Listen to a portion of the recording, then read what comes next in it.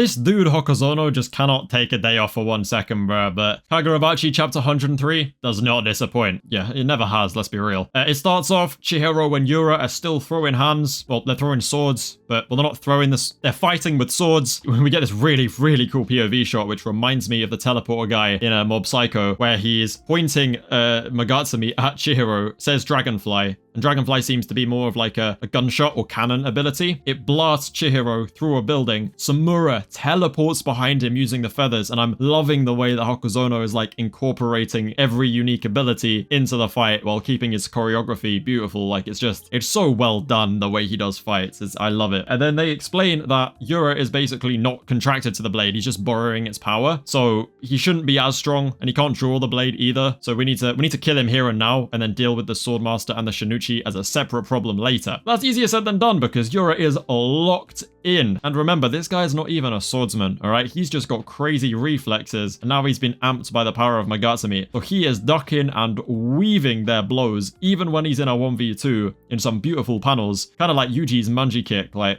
it's pretty dope. There's a bit of a translation issue in the chapter, supposedly. We see Chihiro's kind of inner monologue going, wow, Yura's always had great reflexes, but this is something else entirely. And it's almost as if his wounds are healing automatically, which confirms how Yura healed last chapter. The Magatsumi Enchanted Blade affects your vitality. It has life drain, alright? So the little flowers will drain the lives of those they affect, and they will pour into the Swordmaster or the wielder of Magatsumi, and that automatically heals them and powers them back up, which explains how he survived last chapter. And yes, he is still using the power of Magatsumi. I'm pretty sure last chapter, when we saw his eyes go back to normal, it was just a mistake drawing. Like, it's fine. Shueisha be built like that. It is what it is. The translation actually says, it's as if my wounds heal automatically, which, you know, because it's Chihiro's monologue, that doesn't make any sense. But I'm pretty sure it's meant to say Yura's wounds are healing automatically. We get a beautiful double spread of them like blasting through a building and getting the explanation of the, you know, soul drain, life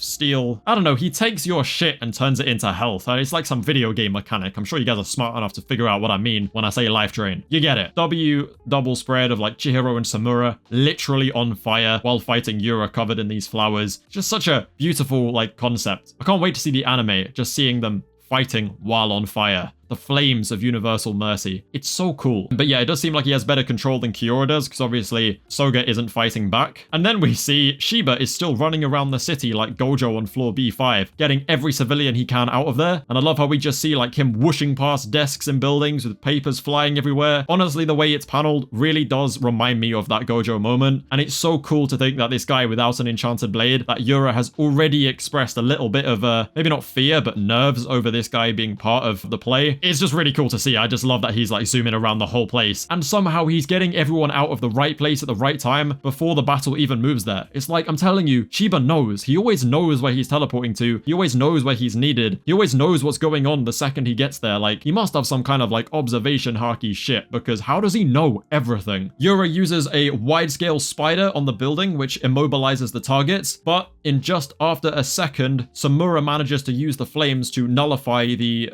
immobilization effect, but he gets hit with a dragonfly that he manages to block, gets sent flying across the whole damn city into a train that Shiba has miraculously already cleared out before they even got there, which is crazy. Shiba pulls up, he's like, I've taken care of these guys, so you need to hurry up and get this over with, because I'm getting tired now. You see Shiba like dabbing his forehead, he's sweating, he's like, bro, I'm doing everything I can, but I beg, just wrap this shit up already. Honestly, he might be the GOAT. He might be the MVP. This is some insane, like, I don't think a civilian has died yet. That's crazy. 3 enchanted blades are fighting, and somehow Shiba's managing to get everyone to safety. No wonder this guy was so useful in the war. He's a monster, bro. Enough Shiba glaze. Again, it's like week 3 in a row. I might have to call this video Kagurabachi 103, but it's still Shiba glaze again. Anyway, I believe Samura whips out this insane ability where he actually applies Crow to an object, just like he did when he evolved his true realm and applied his flames of universal mercy to the building. He actually takes the entire train carriage, wraps it in Crow's wings, and teleports it up into the sky, but he then gets absolutely toji'd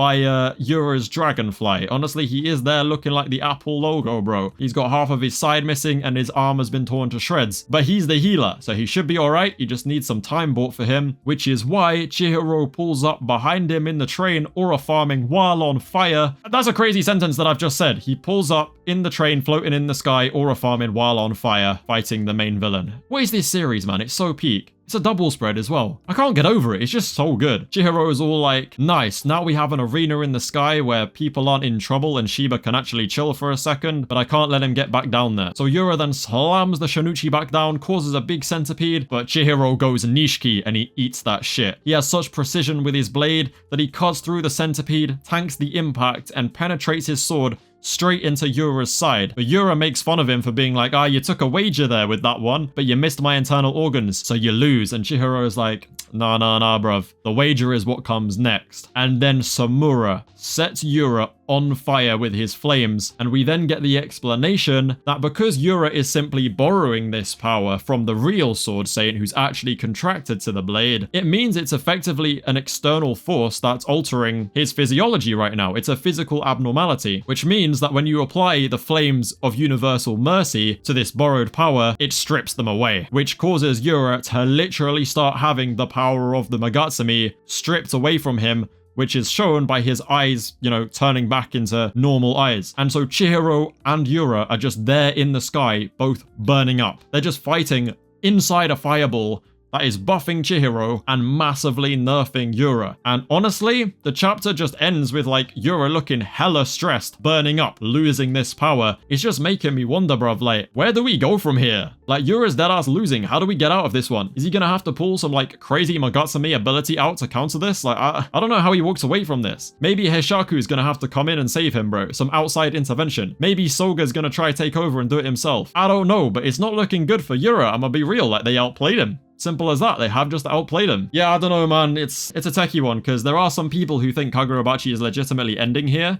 And I don't believe it's ending here. I don't think we're even close to the ending. I think we got another 100 chapters in us at least. There's so much we need to explore, so much we need to do. This is definitely not where it ends. But in the very, very, very, very, very small chance that Kagurabachi does just end here, that is a top 1 fumble in all anime manga, bro. The potential this series has, and if we get just the JJK announcement of 5 chapters left, shit, bro, if this shit ends here, it's gonna make JJK look like the goddamn Bible, bro. That's probably a bad example. It's gonna make JJK look like goddamn Full Metal Alchemist, bro, or Attack on Titan with a peak fiction ending. Because if Kagurabachi ends here, absolute dog shit. It won't. Obviously, it won't. The odds of that happening are so slim. Shueisha clearly have massive stocks in Kagurabachi. We haven't even got an anime announcement yet. It's not ending anytime soon, alright? Relax yourself. But if it did end here, terrible. 0 out of 10. Worst series ever written. Dog shit. Yeah, I don't know. It's just peak. It's just peak, innit? I don't know what to say.